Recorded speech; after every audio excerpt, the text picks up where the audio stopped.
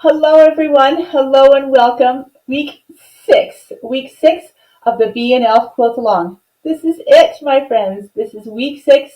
This is the applique snowflakes, the crafty part of our quilt. My name is Jennifer Long. I'm from Be So Inspired, and I'm so happy to have you joining us here today. You can follow and like us on the YouTube channel, the Be So Inspired YouTube channel, or in the private Facebook group Inspired Quilting, or both. We'd love to have you in both spots. Okay, so today we are doing the applique, the raw edge applique snowflakes on the Be an Elf quilt. And how is your quilts coming along? They look wonderful. So excellent. So you've assembled your whole quilt. You've put it all together.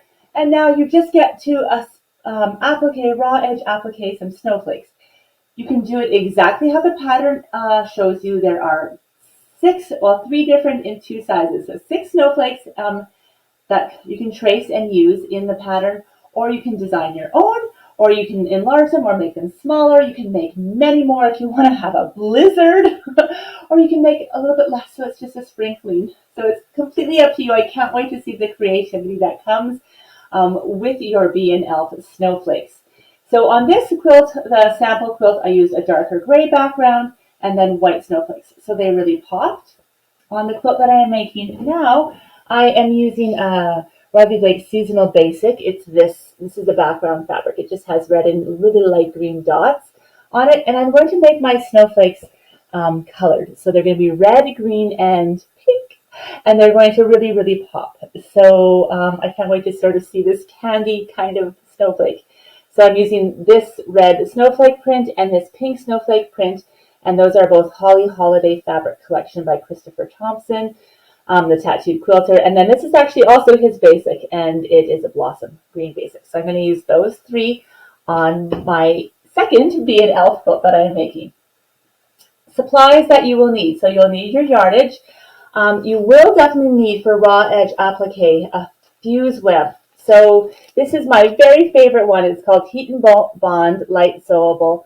I love this so much. I use it all the time for so many projects in my dolls and my quilts. I love it so much that I actually own a bolt of it. I do, and I use it all the time. So this is what I'm going to be using for my raw edge applique. I'll just put that down here. And also I am going to be showing you both ways. So using the templates that are in the pattern, or I'm also going to show you using my Applique quilt. So it's really fun. This is the fabric cutting die, the Snowflake, the 7-inch one. And it's going to make super beautiful snowflakes too. So I can't wait to show you how fun this is as well. And both ThermoWeb and Applique quilt, actually, if you are signed up for the Be an Elf Quilt-Along, are giving wonderful prizes. So you'll have a chance, if you don't own these already, that you can. So that's super excellent. So we're going to start here. I'm going to drop you down and we're going to talk about both ways to do your raw edge applique. Here we go. All right, so these are my template sheets for the Be an Elf Quilt-Along, and it tells you on them how many to cut. So Snowflake B, you'll cut 1. Snowflake D, you cut 5. And so all you need to do to start, you can take your snowflake templates, put them underneath your Heat and Bond light there. Or, sorry, put the Heat and Bond light on top, put your templates underneath, and you can see that you can see it quite easily through. Now, my light is really, really bright, so it's kind of hard to see, but you will just trace it using a pen or a pencil, and you'll just trace it on the paper side. So the Heat and Bond has like one shiny side, and this is like the glue side, and then this is the paper side where you can draw. So once you have your snowflake all traced out, and you can have all of your snowflake traced out on your whole piece, then you'll just cut around the edge. So leave yourself a good perimeter and cut around the edge, not super close. Once you have it cut, then you're going to iron it, press it on, cut it out on that big part. You're going to press it on the wrong side of your fabric so that the glue sticks right to your fabric. And then you're going to cut it out exactly on the line so that you'll have your snowflake. You'll cut out all of your pieces out of there. I am going to show you today. So that is a really like traditional way. The instructions are on the back of your ThermoWeb heat and bond that you'll use. But I'm going to show you today another second way of doing it with our Applique quilt. It's really fun and fast. And like I said before, you don't have to make 5 of this one. If you want to make 4 of these and 3 of these, you can just be completely creative and enjoy which way you would like to be creative. So I have my Elf iron right here, and I am going to take my fabric. I've cut it to the distance of my snowflake die. So this is my snowflake die, and I've cut my piece of fabric to fit so it'll cover nicely, as well as my heat and bond. Okay, so I'm going to take my fabric here and place it down with the wrong side up, right side is down. And then I'm going to take my fuse where I have my heat and bond, and I have the shiny side, so the glue side, and place that down. So we have the glue side to the back side of your fabric. And then I'm going to use my iron here and just press it down. This is my very favorite iron. I'd love to hear if you've done raw edge applique before, or if this is your first time. If you love it, we're going to talk about stitches and different ways to finish it afterwards. But right now we're just going to press this. So we're going to fuse it together. Excellent. Good. So here we have it. Okay, so I have my fabric fused to my paper backing of my heat and bond. I have my die. So let me just grab my Applique quilt. All right, and I'm going to open it up. And the magic is about to begin. How fun is this, right? So I'm just going to place that down inside of there, and I'm going to put it paper side down and then fabric side up, right on top, make sure it's covering everything. And then I'm going to take my top piece here, place it flat on the cutter here with the foam side up. I've got that placing over top of it, and all I need to do is just round, round, round. You can even see it coming through. It's so exciting. And it's just going to come all the way through. It's going to cut the 3 large 7-inch snowflakes for me. And then I'll open it up and show it to you. Are you ready? Dun, dun, dun, dun. And here we go. Look at this beautiful snowflake. Wow. Look at that. Excellent. Oh my goodness. Isn't it going to be pretty? So like I said, this is going to be the backing of my fabric. I don't have, just to show you the contrast here that it will be, I'm going to place my snowflakes on my fabric. Oh, I just love how it pops. On the fabric how I want them to be. Let's say how they're going to be spread out however. And then what you're going to do, once you're happy with the placement, you're going to peel the backing off. So if you bend one edge of it, you'll see that the paper just kind of slides right off, and you're left with like the shiny side left on your fabric. So it's back there on your fabric. You'll just pull it off. You can use this paper piece for your grandkids or your children, and they can have fun decorating the house. And you'll place this exactly where you want it. Careful you don't have any pieces that are bent over there.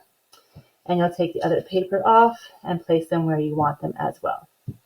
Then once you have them placed exactly how you want them and you know they're flat, you're going to take your iron again and you're going to press and hold it for 2 seconds and then lift and press and hold it for 2 seconds. Don't try to iron back and forth because you could end up bending one of your points and then fusing it together like that.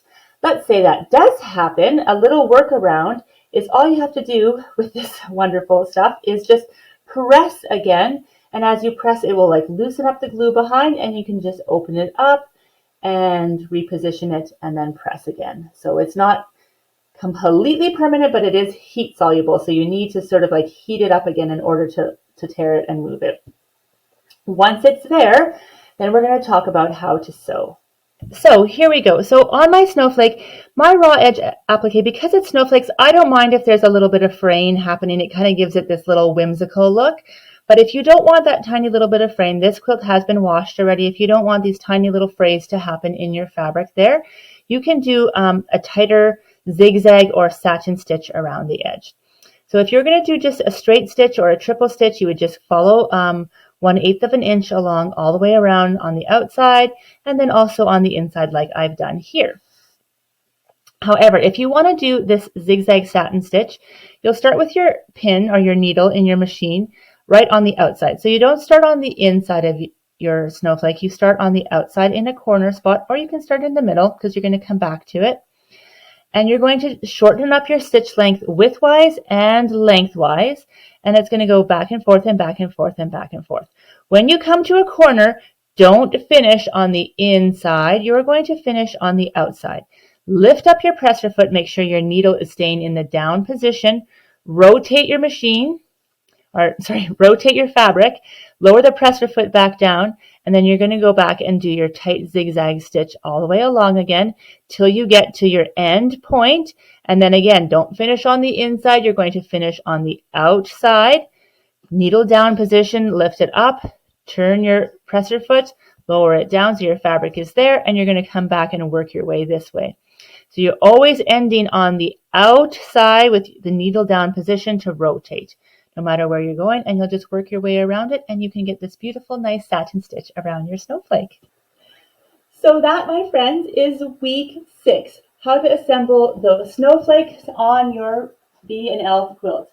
I cannot wait to see how creative you're going to be, what kind of snowflakes you use, what colors you use, what fabrics, how you applique them on, and all the things. So please do show some close-up pictures of your snowflakes so we can all get inspired by them. And if you're coming to the Facebook group, do share. There's tons of inspiration and pictures happening there. It's just www.facebook.com/groups/inspired quilting. And you'll just come and join that group and have lots of fun and see all the inspiration. And on the YouTube channel, it's just Be So Inspired. So can't wait to see you there. Next week, we are doing the grand prize. So please, post. You do not have to be finished your quilt, so don't stress this week. You don't have to be finished, but you do have to have signed up for the Bee and Elf newsletter. So that's on the homepage of the Be So Inspired website, and we'll be drawing names for that. Please watch for that post. We'll make a big blog post on the winners and all the inspiration of all the quilts coming. Can't wait to show everyone.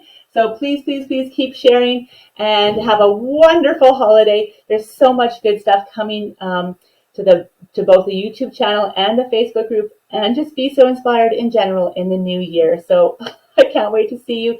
Thank you for being part of this family, and see you soon.